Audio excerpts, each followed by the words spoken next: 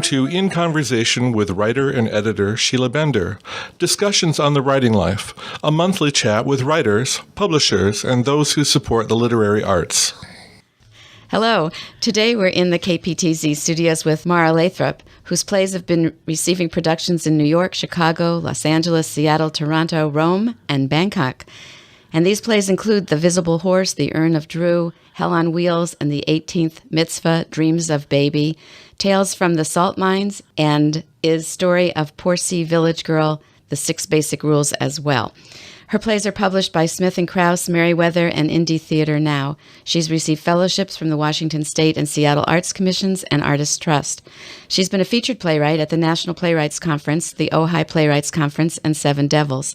The Garden of Monsters premiered in 2011 right here in Port Townsend at the Key City Public Theater, where she is literary manager. Most recently, Now or Never was featured in a program of one acts at ACT Theater in Seattle. Mara, thank you for being with us. That's a very impressive list of productions and publications and activity. It took a number of years to pull that all together. It didn't just happen in the last 10 minutes. It didn't? You're not an overnight success. No. We all wish, right?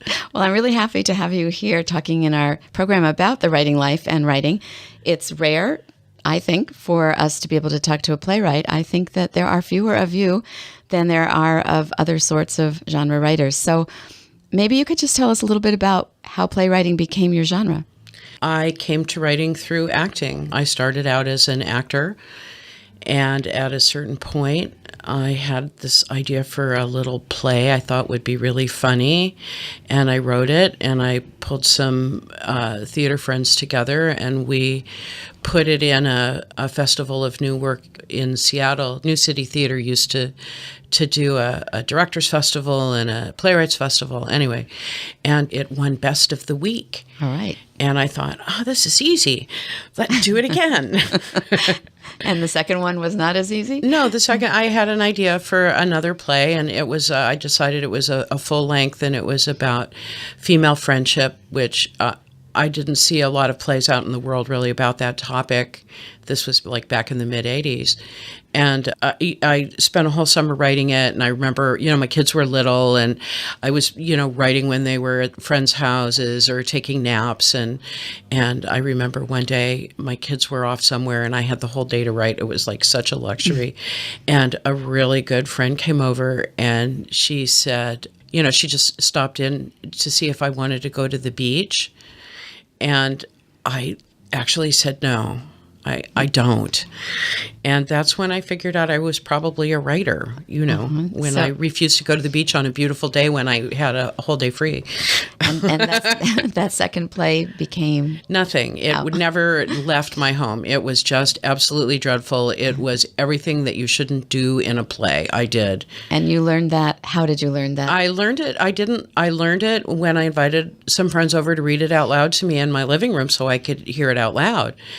And it just, they just didn't have, afterwards they were, gearing up to tell me the bad news that it did not achieve liftoff, as it were. Well, I want to ask you a question about that. I think one of the things about being a playwright versus a writer in a different genre is that you really do know what a collaborative process a play is. And as an actor, you knew from the very beginning that hearing the actors' voices and having them work to interpret the characters was part of the process, and you trusted them. And I think that for a lot of us writers, we have our writing groups, and hopefully they're trustworthy, but lots of times we don't bring our work to the group for a long time because we think that we have to do it ourselves. I feel that I have to do it myself too, but the writing that I'm doing is not written to be read with one's eyes. It's, or in the privacy of your home. Mm-hmm. It's written to be performed, and the requirements of what needs to be put on paper are just really specific. So I write, what I say I write is I write the blueprint for a performance. And that's that's like writing music. Right. So I have a question then. Yeah. Do you, as you're writing, hear different voices? Do you act out your play in its draft forms? At some point or another, I read everything out loud a gazillion times. I take on the different postures and points of view of the characters as I zip back and forth in my head through what they're doing. When I wouldn't want anybody to like observe me writing. Right. But I think that for most of us, we probably don't do that as writers. Right. And as a playwright who was an actor, I can imagine that you would be very tempted early on in the process to imagine how an actor would be saying these lines, which makes me wonder, when you do hear the actors taking your work and speaking the lines, whether your play is one like that second one that went nowhere or one that actually succeeded quite well. Do you have surprises when you hear them? Oh, yeah. I hack a trail out through the territory. There's a rudimentary path for the actors to follow in terms of what the action is of the play. I assume that when, some good actors hunker down with the material and start interpreting it, that they're gonna improve the path. Right. And let alone the director. Oh, yeah, another element. Yeah, right. No, absolutely. Yeah. So the director has a point of view, and it's the director's job to get the actors on their feet and moving around, which changes a lot. One of the reasons a first production, full production, is really, really important to a playwright is that that's where you get to fine tune everything. And what I always find is that once there are actors up there and doing, I get to start like just jettisoning words and lines, because ultimately it's not about the words, it's about the action. And I used to teach playwriting at the University of Washington. It was like this year-long course through their extension program. And, it took the entire first of 3 quarters for everybody to get on board pretty much with what that means. What is writing action as opposed to writing? Do you want to give us a very, very brief summary? I know we can't cover 3 quarters in our half hour together, but can you summarize that in some way for us? What writing action is? Mm-hmm. Well, I mean, think of any moment in your life when you were interacting with anybody. There's the thing that's going on between you, and then there's whatever you're saying to each other, which may or may not have much of a relationship with the true with what's really going on. And so certainly in a play, the object for the writer is to make sure that that's really stacked up and dramatic, so that there's a lot going on underneath, and that's all like that. What we call that is the subtext. Right. But so here we are, we're sitting. Yes. With each of us with a microphone by our mouths. Yeah. We're facing each other. Not a very dramatic situation. What is the action here? Well, the action here is to communicate honestly with each other, and there's nothing to prevent us from doing it. In fact, everything in this room is designed to make it easy for us to do that. But let's say that the building was on fire. And the reason that we were talking to each other instead of to communicate about writing was to get the word out to the town about what the danger to the entire community is in this moment. But we couldn't say anything upsetting. Like, we couldn't say that our building was on fire too. It would be an entirely different conversation. Very nice. Thank you. How's that? That's very good. Okay. Suddenly, I'm a little worried sitting here. No, everything's fine. Don't worry. But see, that's what you're supposed to be saying. But that's not really true, because, we talked before we started this interview, and changed a little bit of personal information. So there's a subtext right there. There is a subtext between us anyway. Right. So a playwright is looking for drama. Yes. Does drama equal action plus subtext? No, but it helps. It helps. Okay. Yeah. All right. I mean, you talk about it in terms of, what is the... Aristotle taught us that there are 6 basic elements of playwriting. There's the physical stuff of it. There's the dialogue, and there's the sounds, the spectacle, and there's music. And those are all things that we can Weave in. hold on Yeah. to. And then there's the underlying structure, which is the characters, the action, and one other thing. It's like the Seven Dwarfs. Sorry. Right. Oh, it's okay. Okay. When you can't remember the last Yeah. dwarf. Well, let me ask you this on behalf of people listening. A lot of people probably believe, because we're so enriched with media, TV, movies, hopefully people are going to live theater, that they'd like to they believe they could do well with a play and would be interested in converting their experience to dialogue and stage direction. So I guess I want to ask you how they might go about that. You live in an area here in Port Townsend and in Seattle where I think your career could flourish, although it was far from New York and LA, but still you had productions there. And I know it has a good, strong theater milieu here and in Seattle. How do people begin to find their group if they want to start writing plays, and what should they do? That's a whole lifetime of work. And it's not the work of writing. It is the work of networking and becoming part of a community, a theater community. You start by going to theater and becoming involved in theater. There's, you may not feel like you ever should, perform on a stage, and you're not interested in that. But certainly, in Port Townsend, where we're blessed to have multiple theaters, there's lots and lots of volunteer positions that need to get staffed. You get in sort of behind the scenes. You get to start seeing like how people work together and play. You have to be able to work well with others. It's really a basis at that. It's easy enough to hook into that in a community like Port Townsend. And so no matter what way you volunteer, you're going to be in the group and you're going to start experiencing what's going on. Right. And it's flattering for actors to be invited to come into your living room and read something out loud to you just so you can hear it. So they actually like that. You don't need to be afraid. Yeah, no. And it's good practice for actors too, to be able to do like what's called a cold read. It's to read something that you've never laid eyes on before out loud is no easy thing. And so that's a good thing for actors to practice. There are things that writers get to hear about their work in that kind of an impromptu situation that you really can't find out any other way. So if you've been in there volunteering, you're going to know those actors and you're going to have some resources for helping. Right. And it's really important to remember that when you invite people over to your home to do you a favor or meet up at, in wherever to read something out loud to you, that you always provide them with something to eat and drink. At the very least. Starving actors. And remember to say thank you to them because they're doing you a favor. Right. Thank you.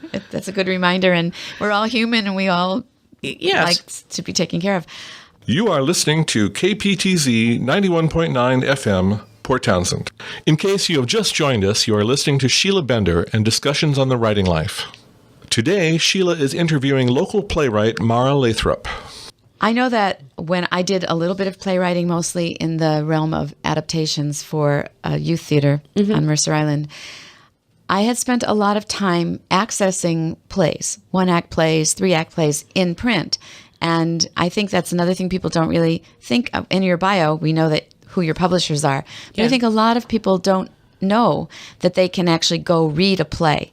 It used to be harder to read a screenplay, although that's getting easier. But any clues for us about playwrights we might read or where we might find printed? Well, there's a collection of plays that's available at the public library. So you can always go in the library and ask them where their play section is. They'll point you right to it. There's another collection of plays at Key City Public Theater. And I think that anybody who wanted to browse that collection, and if they were willing to promise to bring it back, that the folks at the theater would be really happy to have people involved in reading plays and being part of the larger discussion of what kind of theater we're doing in our community here. Well, that brings me to the question I have about your title role at not an acting role, but your title job role at Key City Theater of Literary Manager, where you really are very active in the discussion of what kinds of plays our community would benefit from. And maybe you could describe that work a little bit to us. Right now, for example, we're pretty far into the process of picking the 2013 season, and there's some things that Denise is sure, And Denise Winter is the the executive director and artistic director of the theater, and there are some things that she's pretty determined are going to be in the season, and some other things where what we need to achieve is a balance and variety, and things that have various kinds of appeal to more than one segment of our community, and that's what we hope will bring people into the door. So you listen to the needs, and you also do a lot of reading. Yes. And where do these plays come from that you're reading?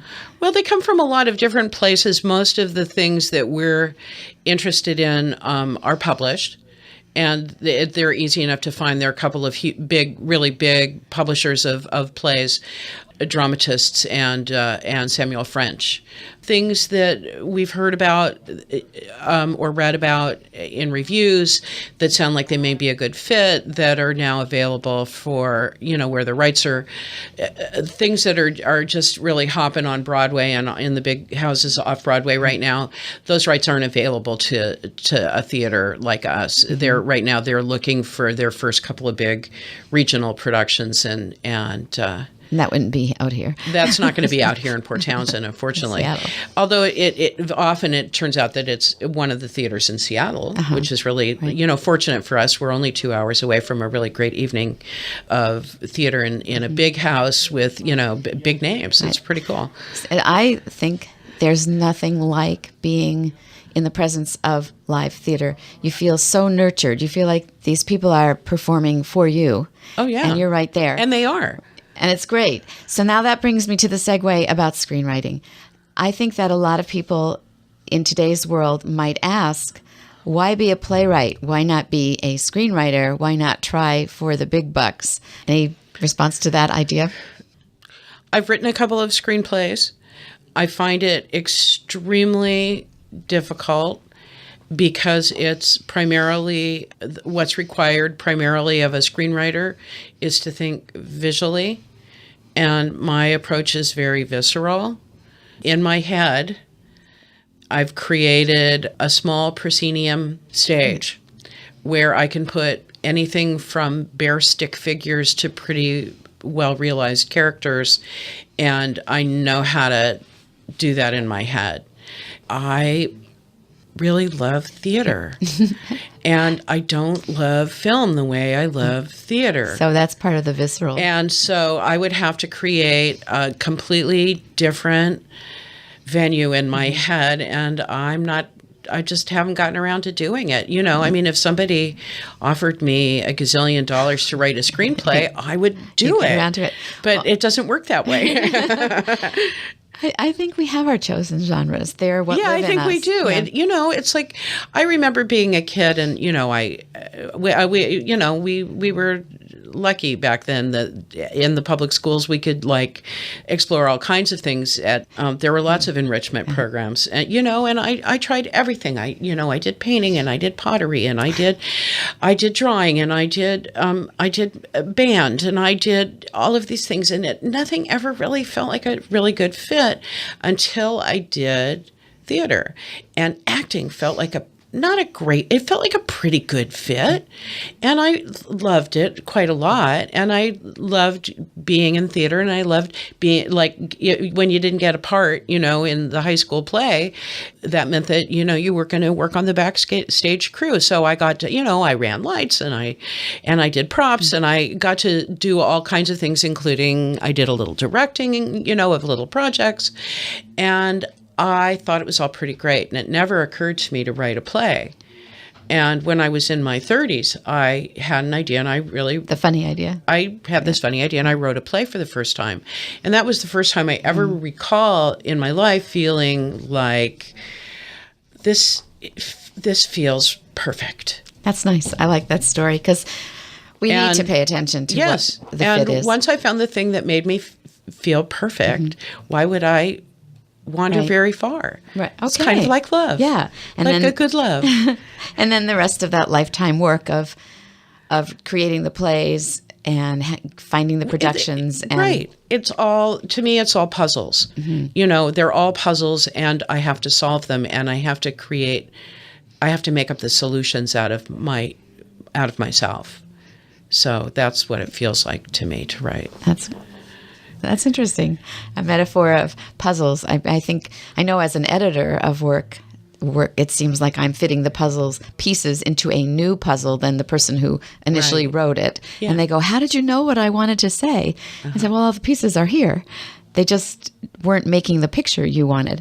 So I wouldn't have said it that way until I talked to you today. Yeah. So thank you. I want to, when we talk about how you built a career as a playwright through a lifetime of work, what, besides running down to their local theater today to volunteer and start building really the network. Good idea, everybody. Right. And reading, which we just said, run to your library. And Right. you've named two of the biggest publishers, which I'm sure they can access some things through Yeah. bookstores or online. What about contests? What do you do with your play after your actors have read it for you and you're kind of content and you think this could go? What do you do next? There's a whole culture of playwriting contests, especially these days for short plays. 10-minute plays, 10-minute play contests are a very big thing all over the country. Really? Lots of theaters do them. How many pages of writing is a 10-minute play? Typically, a rule of thumb is 1 page of a script equals 1 minute of stage time, but that really isn't true, and there is only one way to know what a 10-minute play is, and that is to dramatically read aloud and alone in your living room the entire run of dialogue, and how long it takes to do that will tell you what a 10-minute play is. So how do you access this culture of 10-minute plays? And how can you read some? If you go to Google and write 10-minute play contest into the search line, you will be overwhelmed with things. There are also some websites about contests where you can go and there's giant lists of contests. And The Loop, Gary Garrison, who works for the Dramatists Guild in New York, started one of these a number of years ago called The Loop, and you can go join The Loop and go there anytime you want and see what contests there are and what deadlines are coming up and when Fabulous. they are. So are there some examples of these 10-minute plays actually accessible online, do you think? Oh, yeah. Yes. I ask because writing short seems like, oh, yippee, I can do 10 pages or so.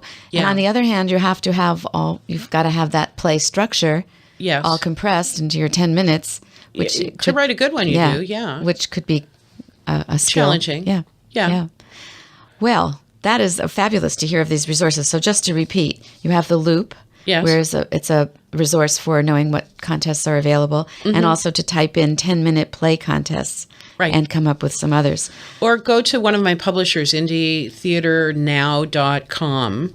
INDIE? Theater, ER, now.com. There's a guy in New York named Martin Denton who's put together this incredible resource, independent work. I know there's a lot of 10-minute stuff up there, and I also 4 of my plays are up there. Excellent. If So anybody wants to read my work, So that's a great resource to be able Yes. to read. Thank you. What did we do before we had the internet and I don't Google? remember. And that's part of what I'm learning is that we don't remember because Google remembers for us. Yes, that's nice. So now that you've mentioned that your plays are online at that site, which again is the indietheaternow.com. Yeah. And that's a resource for both contests and reading work. That's a good resource for reading 10-minute plays. Okay, thank you. And then how can we learn more about your work? You can go to my website, www.maralathrop.com. There's information about my plays up there, and a link to get a hold of me if anybody has any questions. Thank you. I'm sure that people will have questions. Anything else you'd like to tell us about yourself or playwriting before our conversation has to come to a close? Yes, I'm going to be teaching a playwriting class through the Writers' Workshop this fall. Tell us some more. Anybody who would like to come and work with me for a period of time on writing for theater, I'd love to meet you, have you show up. Thank you. It's so exciting that we have such a resource in our community, and thank you so much for sharing a lot of the resources you know about with us and for your story of what we should be doing if we want to be a playwright and what it's like for you. I'm very taken with your metaphor of the puzzle and the fit. and I'm glad you discovered it. If you were like like this playwright anyway, you'll steal it and turn it into something else. All right. Well, maybe my play will be about sitting in the studio with the town on fire, even our building, with two sick husbands who are recovering, and see where I can get some other subtext going. Yeah, I think so. Thank you very much. Thank you, Mara. I'm your host, Sheila Bender, saying goodbye until next time on In Conversation with Sheila Bender, discussions on the writing life. You've been listening to In Conversation with Sheila Bender, discussions on the writing life. If you have a writing challenge, author, or question you'd like us to include in future conversations, email us at sbender@writingitreal.com. Producer, sound engineer, and editor Sheila Kalav, executive producer Larry Stein, and announcer Kurt Vanderslice. You are listening to KPTZ 91.9 FM, Port Townsend. Hello, this is Sheila Bender. Welcome to In Conversation with Sheila Bender, discussions on writing and the writing life.